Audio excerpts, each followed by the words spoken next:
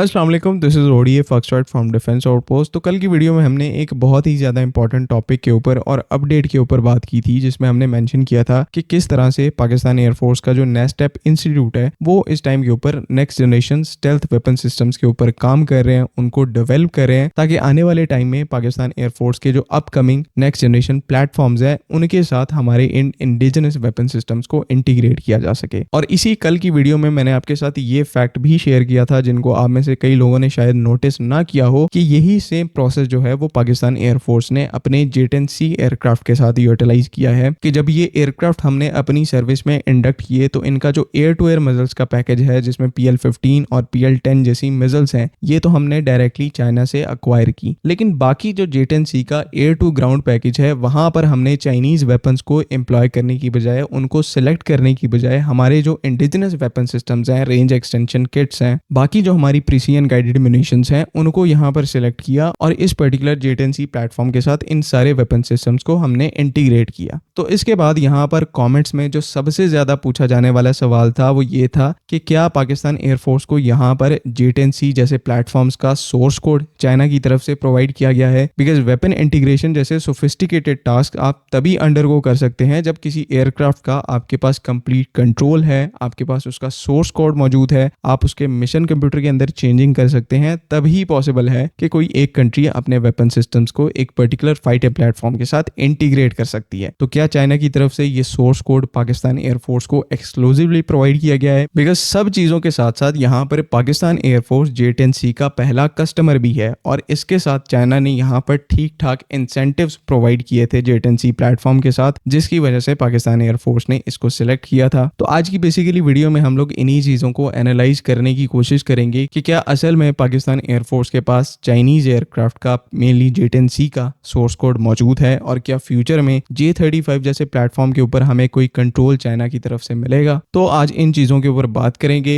Video जो है वो काफी ज्यादा इंटरेस्टिंग होने वाली है, लेकिन उससे पहले अगर आप लोगों ने अभी तक चैनल को सब्सक्राइब नहीं किया हुआ तो please make sure to like this video and do subscribe to the channel. तो अब सिचुएशन यहाँ पर ये है कि जो क्वेश्चन आप लोगों ने यहाँ पर पूछ लिया है वो इतना ज्यादा सेंसिटिव है और उससे रिलेटेड यहाँ पर कोई भी किसी भी किस्म का पब्लिक डेटा जो है वो अवेलेबल नहीं है। ना तो पाकिस्तान एयरफोर्स ने कभी ऐसी इंफॉर्मेशन को भूल कर भी आउट किया है, और ना ही चाइना से कोई ऐसी अपडेट देखने को मिली है कि चाइना की तरफ से यहाँ पर कोई स्पेशल एक्सेस प्रोवाइड किया गया है पाकिस्तान एयरफोर्स को। लेकिन इसका मतलब यहाँ पर ये नहीं है कि चीजें ऐसी नहीं हो सकती, बिल्कुल ऐसा हो सकता है। तो जिस तरह से चाइना और पाकिस्तान पिछले 20 सालों से मिलिट्री एविएशन सेक्टर के अंदर, फाइटर एयरक्राफ्ट मैन्युफैक्चरिंग के सेक्टर के अंदर कोऑपरेशन कर रहे हैं, डेफिनेटली यहाँ पर कोई आम बंदा भी इस पूरी हिस्ट्री को देखकर ये जरूर कहेगा कि यहाँ पर कुछ ना कुछ स्पेशल इंसेंटिव शामिल जरूर हैं। और ऊपर से JF-17 थंडर जैसे एक मॉडर्न प्लेटफॉर्म को डेवलप करने में चाइना ने हमें सपोर्ट किया, और अल्टीमेटली उस पूरे प्लेटफॉर्म का जो कंट्रोल है वो इस टाइम के ऊपर पाकिस्तान के पास है। JF-17 थंडर के कॉन्टेक्स्ट में हम यहाँ पर पूरे तरीके से कह सकते हैं कि सोर्स कोड समेत JF-17 थंडर ब्लॉक 3 के अंदर यूज होने वाली तमाम जो क्रिटिकल टेक्नोलॉजी है उसका 100% एक्सेस जो है वो पाकिस्तान के पास मौजूद है। एंड पाकिस्तान एयरफोर्स जब चाहे इस एयरक्राफ्ट के ऊपर एंड यूजर मॉनिटरिंग को इनिशिएट कर सकती है। इसके साथ जो मर्जी वेपन सिस्टम इंटीग्रेट हमने करना हो हम वो कर सकते हैं। उसके बाद यहाँ पर कोई मॉडिफिकेशन करनी हो तो वो हम कर सकते हैं। तो इन शॉर्ट थंडर का जो पूरा कंट्रोल है वो पाकिस्तान के पास मौजूद है। एज फार एज यहाँ पर चाइना का J-10C कंसर्न्ड है, बिकॉज ये प्लेटफॉर्म हमने जो है वो पूरे तरीके से इंपोर्ट किया है, यानी कि इसको कंप्लीटली चाइना में मैन्युफैक्चर करके पाकिस्तान को इंपोर्ट किया गया है। तो यहाँ पर चीजें थोड़ी ट्रिकी हो जाती हैं कि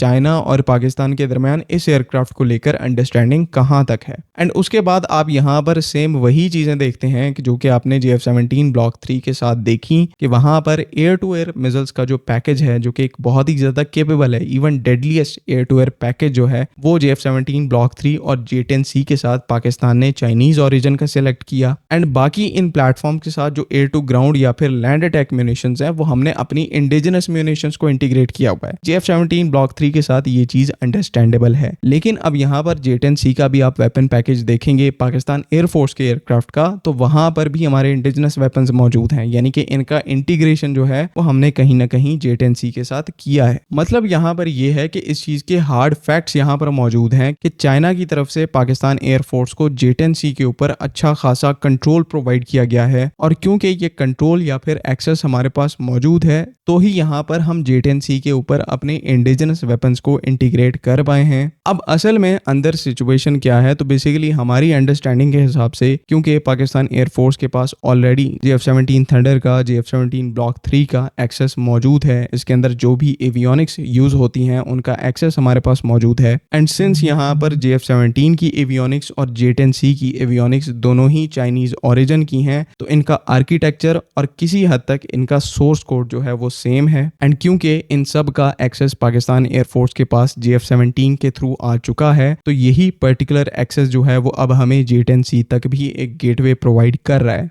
उस एयरक्राफ्ट के साथ भी हम अपने इंडिजिनस वेपन सिस्टम्स को इंटीग्रेट कर पाएं, उनको इस एयरक्राफ्ट से एम्प्लॉय कर पाएं, एंड ऑब्वियसली यहाँ पर फिर बैक एंड के ऊपर चाइना की सपोर्ट भी मौजूद है। ये सब कुछ यहाँ पर हो रहा है, तो ऑब्वियसली चाइना को इसका पता है और कहीं ना कहीं वो कंफर्टेबल है पाकिस्तान के साथ अपनी कोर टेक्नोलॉजीज को शेयर करने के लिए। और इसी वजह से यहाँ पर आप देख रहे हैं कि J-10C जैसा प्लेटफॉर्म जिसको चाइना अभी तक किसी दूसरी कंट्री को बेचने में कंफर्टेबल फील नहीं कर पा रहा, ना सिर्फ वो प्लेटफॉर्म जो है वो पाकिस्तान को मिले हैं, बल्कि उनका इवन एक एडवांस्ड एक्सेस भी पाकिस्तान एयरफोर्स को दिया गया है। तो ये एक बहुत बड़ी बात है जिस हिसाब से चाइना अपनी कोर एविएशन टेक्नोलॉजी को लेकर पाकिस्तान के ऊपर ट्रस्ट करता है। और ये जो ट्रस्ट है ये कोई आजकल में डेवलप नहीं हुआ, इसको 20-25 साल लगे हैं डेवलप होने में, और आज इस टाइम के ऊपर चाइना और पाकिस्तान मिलकर इतने एडवांस स्टेज के ऊपर चल रहे हैं। बाकी आने वाले जो प्लेटफॉर्म है और स्पेशली J-35 के साथ क्या ऐसा कुछ होगा, तो इसके बारे में मैं यहाँ पर कुछ नहीं कह सकता, और ना ही मुझे इस चीज का कोई इल्म है कि J-35 का जो केस है वो पाकिस्तान एयरफोर्स के साथ कैसा होने वाला है, किस लेवल तक हमें इस प्लेटफॉर्म का एक्सेस मिलेगा। ये सारी जो डेवलपमेंट्स है अब क्योंकि फ्यूचर में होनी है, तो ये वक्त ही बताएगा कि इनमें क्या होता है क्या नहीं होता, तो इनके बारे में हम अभी बात नहीं करेंगे। जहां तक J-10C का ताल्लुक है तो मैंने यहाँ पर आपको अपनी अंडरस्टैंडिंग जो है वो बता दी है। आई होप कि तमाम चीजें आपको यहाँ पर क्लियर हैं। अगली वीडियो तक के लिए अल्लाह हाफिज।